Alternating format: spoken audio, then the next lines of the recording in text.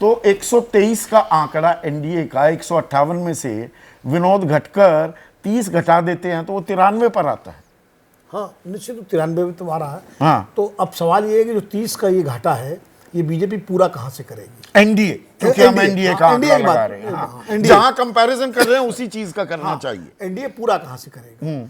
अब ये पूरा, क्योंकि जिन राज्यों में भारतीय जनता पार्टी बहुत मजबूत है, उत्तर भारत के राज्यों में, वहाँ ऑप्टिमम पे है।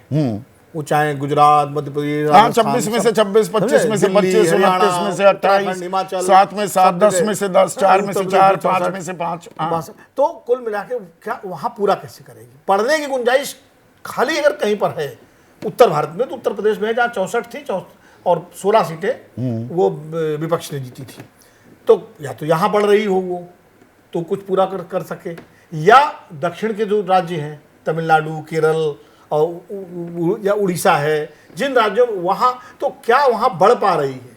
अगर वहाँ ये घाटा पूरा कर लेती है भारतीय जनता पार्टी, जो 30 सीटों का है एनडीए का, या एनडीए पूरा कर लेता है, तो फिर वो और बाकी परफॉर्मेंस वही रहता है, तो फिर मान सकते हैं कि भाई 2019 का आंकड़ा छू सकती है। लेकिन अगर पूरा नहीं कर पाई तो फिर बहुत डगर कठिन पनघट की वाली स्थिति हो जाएगी। ठीक है गौतम दा, क्या रणनीति का भी खेल, अब वो वक्त आ गया है, रणनीति किसकी मजबूत दिखी? जब चुनाव शुरू हो रहा था तो ऐसा था कि विपक्ष तो कोई है ही नहीं।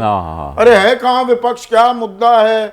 और 400 चलो मान भी ले, हमारे जैसे सिनिकल जो पत्रकार होते हैं, आम आदमी को लगता था भाई 400 भी हो, पर ये तो एक गिवन डील थी कि भाई एनडीए की सरकार फिर से आ रही है। नहीं, बात तो सही है। देखिए तो अब रणनीति के बारे में किसकी रणनीति कहां कमजोर हुई और कहां मजबूती दिखा रही है, दोनों का एक बुलेट पॉइंट दे तो। हाँ, रणनीति में सबसे बड़ी बात है, चुनाव अभी तक साबित हो चुका है, प्रधानमंत्री नरेंद्र मोदी वर्सेस विरोधी दल। यहाँ पे पार्टी का कोई मैं नहीं देख रहा हूँ। ये मोदी जी गली गली तक जाना शुरू कर दिया। उनका मुंह से जो भाषण शुरू हो रहा है, अभी देश में इतना प्रधानमंत्री है ऐसे भाषण हम सुना नहीं। शायद चुनाव जीतने के लिए बोलना पड़ता है, वो अलग बात है। तो वो अपने करिश्मे की बिना पर पूरी नहीं पार तो लगा रहे हैं। इतना दो टर्म चलाने के बाद अभी तक जो आपने एक निष्कर्ष में पहुंचा कि सब जगह पे थोड़ा थोड़ा करके कम हो रहा है, थकान हो रही है, बूंद बूंद से घड़ा भर रहा है। ये जो खार कम हो रहा है, ये अगर देश का स्थिति है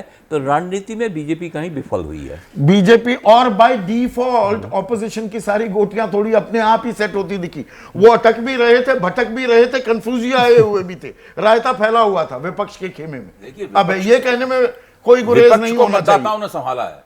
अगर आज विपक्ष कुछ संभलता हुआ नजर आ रहा है तो वो मतदाताओं ने अपना कंधा लगाया है, मतदाताओं ने संभाला है। वरना मैं विपक्ष को बहुत ज्यादा ब्राउनिंग पॉइंट्स देने के लिए तैयार नहीं हूं। केवल कांग्रेस के घोषणा पत्र को मैं मानता हूं कि वो उन्होंने सुचिंतित तरीके से बनाया और जो उनकी रणनीति थी उस पर उनकी नजर थी, उसी के हिसाब से घोषणा पत्र उसकी एक ठोस अभिव्यक्ति दिखाई पड़ता है। इसके अलावा विपक्ष का जो कुछ भी है वो बिल्कुल मतदाताओं द्वारा संभाला गया है। तो एक तरफ क्या ये वो दुष्यंत कुमार की लाइन है, 4 जून को मैं सुनाऊंगा आपको, लड़ाई उस तरह की हो गई है, ओवर कॉन्फिडेंस में आ गई बीजेपी, या बीजेपी की ताकत ऐसी है और वो डिफरेंस इतना कि अगर लड़ाई जो तथाकथित क्लोज दिख रही है या कई जगह कांटे की दिख रही है, वो एक तरफा ही साबित होगी, या अंडरकरंट कुछ ऐसा था वो करंट में तब्दील हो जाएगा 4 जून के नतीजों तक।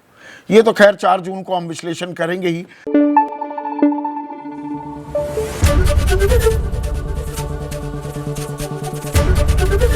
एबीपी न्यूज आपको रखे आगे।